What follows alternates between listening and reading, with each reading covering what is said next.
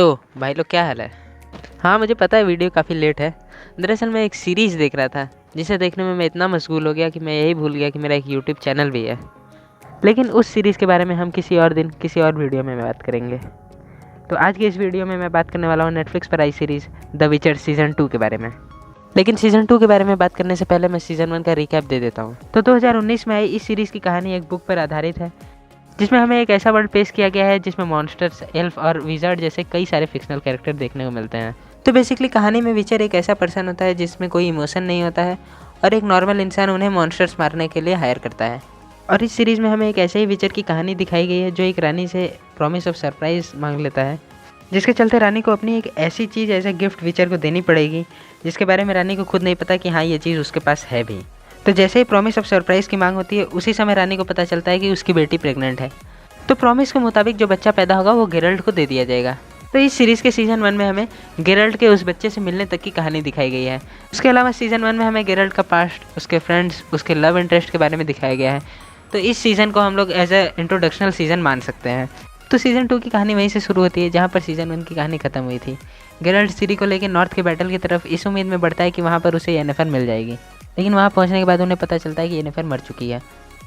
अब गेरल्ट सिरी को लेकर उस जगह जाता है जहाँ पर उसने अपना बचपन बिताया है और वहाँ हमें पता चलता है कि एक विचर के साथ रहने वाला बच्चा आगे चल के विचर ही बनता है। लेकिन गेरल्ट नहीं चाहता कि सिरी भी एक विचर बने, वो सिर्फ उसे निल्फगार्ड से बचाना चाहता है।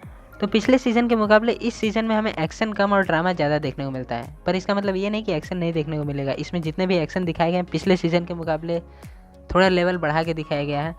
उसके अलावा इस सीज़न में जो मॉन्स्टर्स दिखाए गए हैं वो पिछले सीज़न के मॉन्स्टर से काफ़ी अच्छे लगते हैं देखने में। बाकी पिछले सीज़न में एल्फ्स को इंट्रोड्यूस तो किया गया था लेकिन उनके बारे में ज़्यादा कुछ दिखाया नहीं गया था। तो इस सीज़न में एल्फ्स को बढ़िया से इंट्रोड्यूस किया गया है, उनकी पूरी कम्युनिटी को दिखाया गया है, वो कैसे रहते हैं, इंसानों से उनको नफरत क्यों है और इंसानों को उनसे नफरत क्यों है। तो अनलाइक लास्ट सीज़न इस सीज़न में स्टोरी पे ज़्यादा ध्यान दिया गया है। इसके चलते इस सीज़न की स्टार्टिंग थोड़ी स्लो और बोरिंग ज़रूर लगती है, लेकिन लास्ट में जब सीज़न 1 के सारे कैरेक्टर एक साथ आते हैं तो वो देखना बड़ा इंटरेस्टिंग लगता है। उसके बाद गेरल्ट के अलावा और भी विचर्स को इसमें इंट्रोड्यूस कराया गया है और उसी के साथ साथ इस सीज़न में विचर के ओरिजिन की भी एक छोटी सी बात छेड़ी जाती है जिसमें कि एल्फ्स का बहुत बड़ा रोल बताया गया है, जिसको लेके इस सीज़न के लास्ट में ओरिजिन ऑफ विचर्स का एक छोटा सा ट्रेलर भी छोड़ा गया है जो कि इस सीरीज़ से रिलेटेड तो होगी मगर एक अलग सीरीज़ होने वाली है। और इस सीरीज़ में कई जगह कुछ ऐसी बातें होती हैं जिससे ओरिजिन ऑफ विचर की कहानी का छोटा सा बेसिक अंदाज़ा लग जाता है। उसके अलावा इस सीरीज़ में अलग अलग कम्युनिटीज़ के बीच की पॉलिटिक्स देखने को मिलेगी जिसको देखकर गेम ऑफ थ्रोन्स की याद आ सकती है।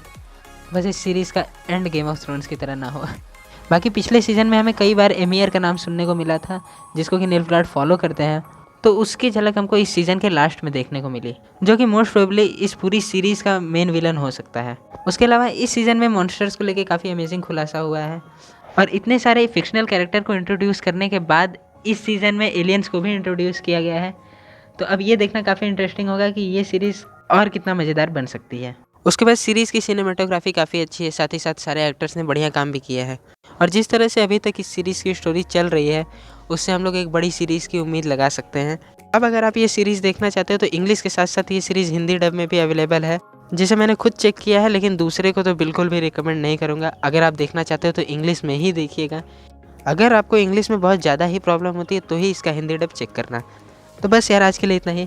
बाकी अगर आपको किसी मूवी, सीरीज़ या एनिमे का रिव्यू चाहिए तो आप नीचे कमेंट कर सकते हैं मुझे। और जाने से पहले प्लीज़ वीडियो को लाइक और चैनल को सब्सक्राइब जरूर कर देना। मिलते हैं नेक्स्ट वीडियो में, तब तक के लिए जय हिंद।